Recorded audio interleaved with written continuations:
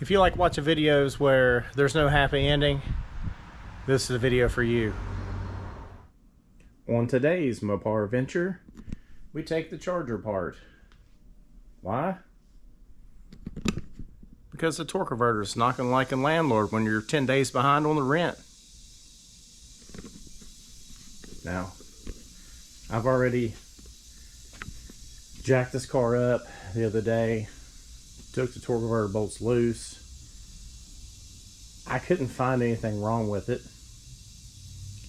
Spun the torque converter around, everything felt good. Bolted it back together, and it's knocking harder than it had ever done before. I got a little clip on my phone that I'll put in here because I don't want to start it up right now and burn my hands when I take this thing apart. Oh yeah, I have had this combination together for about 4 or 5 years, and I've never had a problem with it. We drove it to the Mopar Nationals last year. It did great. Cannonballed there and back one day. And I don't know what the deal is. It just started making a racket. I checked all the bell housing bolts, the torque converter bolts, everything. And it was fine. So now I get to drop this. We'll get into it. It's been a couple hours. I got the transmission out. Down there far enough. It's a bloodbath. And flex plate's fine. I don't see any witness marks on anything. Now there is inside the snout. Seems like a lot more slop than the other torque converter I got. Well guys, it's been a couple weeks. I had to go work out of town. The car is sitting higher now because the race ramps I ordered finally came in. They were on back order. Everything's freaking on back order always. And I got a new torque converter. Filled it full of oil a couple weeks ago. It's a TCI. I got the transmission in the Valiant. It seems to be pretty good. We'll see how this one does. That one was knocking like crazy. I don't know why.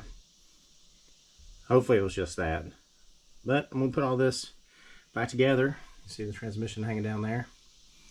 And, oh yeah, I had to go buy another 4-jack because these ramps are so tall, the other jack wouldn't lift them up.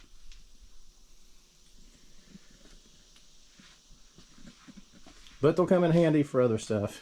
Like when I have to block sand aside that Valiant, I won't have to, lay down on my back to freaking sand the bottom of the car now. So I think they're a good investment. And it is literally like 90 degrees today. Early part of July. It is so hot here in West Virginia. But I'm gonna get back to this and I'll give you an update here in a little bit. Well guys, it's Sunday. I took yesterday off. Went to the Carlisle Chrysler show. It was great. But here's the charger. I put the transmission back in it Friday. I got the oil in it. It's back down on the ground. Moment of truth. So it had this like knocking sound when it was idling. You can rev the motor up a little bit, it would go away. So I ran it and it was good. I topped off the fluid and now I think the noise is back. So moment of truth.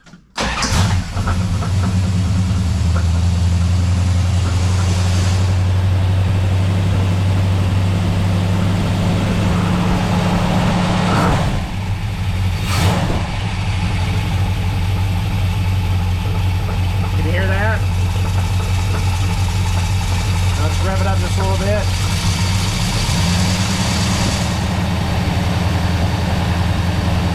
Now you don't hear it.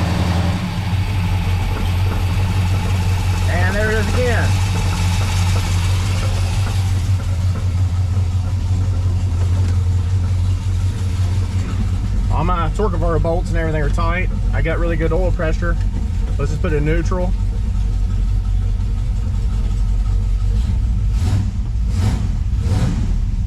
I don't hear it now.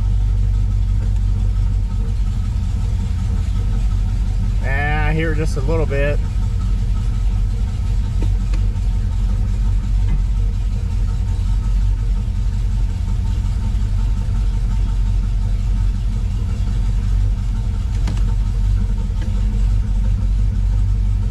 I can still hear it. What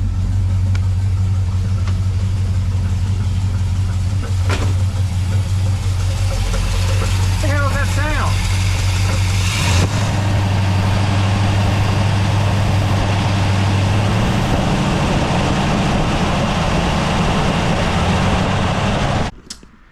It doesn't make it sound all the time, but as you heard just now, I mean, it's pretty bad. I mean, I need to back it up so I can clean that bloodbath of when I swap the transmission. We'll see if there's any difference just moving it back and forth in the garage. Obviously, I'm not going to take it down the road right now, but I'll, maybe check all my torque converter bolts again. But man, they were extremely tight the other day. I mean, it's set for one day while I went to the Carlisle show. But let me back it out, see what's going on. So back to old boy outside. So I clean up my bloodbath. I swear I spilled every drop of oil taking that transmission out. Even had the drain pan, but I didn't get the drain pan under it in time. It was a nightmare. But anyway, my dipstick tube's leaking, but that's still, so I got it warm. Got the engine hot, checked it, topped it off, even though it's leaking again. It's leaking out the dipstick tube, that O-ring.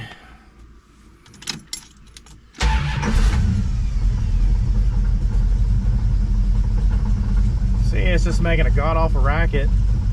As soon as you put a little bit of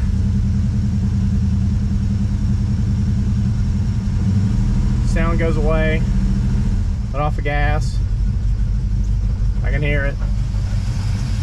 It's back. Put it in neutral.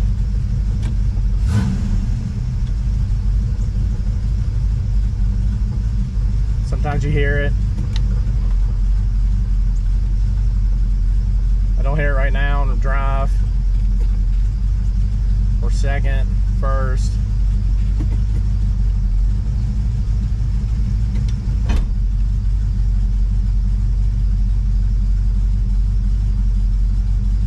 I don't hear it in reverse.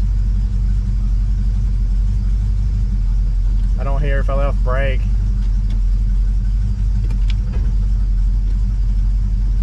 I heard it just now.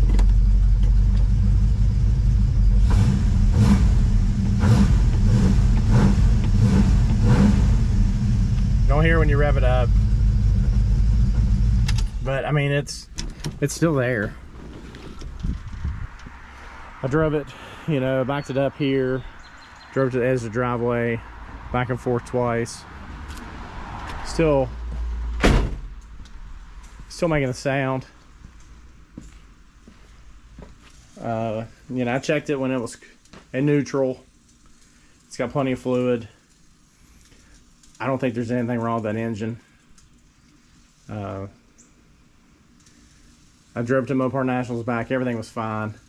I drove it 2 miles down the road to that car show that I made the video about with me and my wife. And I pulled it back in and started making that racket.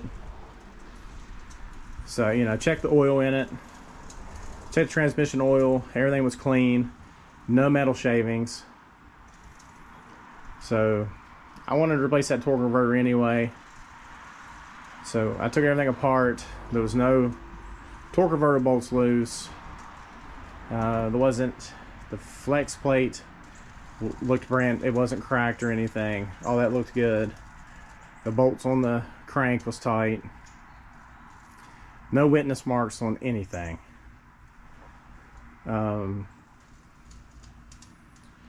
Swapped it out. I got my 3 clunks as it goes back inside the transmission. Line up with the splines, you know, which I did all underneath the car.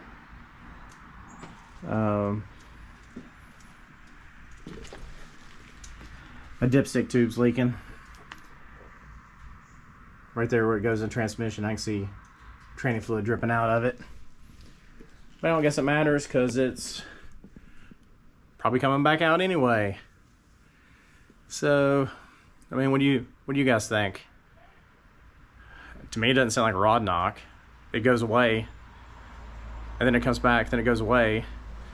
Sometimes it doesn't do it in gear, sometimes it doesn't in gear. Sometimes it does it in neutral, sometimes it doesn't do it in neutral. I was really hoping to drive it again this year to Mopar Nationals because it's got air conditioner. And it works good. We took it there last year, babied it. You know, I don't even think I drove, I took the back roads, so we never even drove like 70 miles an hour there and back.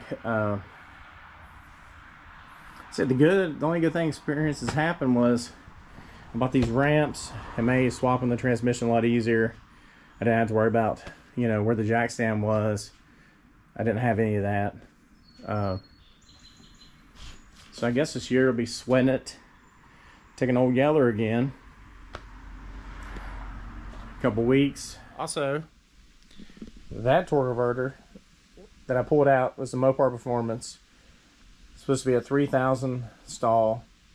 I felt like it was more than that though in the Charger because it just never really liked it. It always had like a more of a shake than I thought I should have had it idle. It doesn't seem to have that with this TCI one. It's a lower stall, 2400 to 26 is what's advertised on it. And I can tell just by the noisy mess of backing it up, pulling it in, you know, I took it up in the driveway and back. It's not very far, but it does seem happier.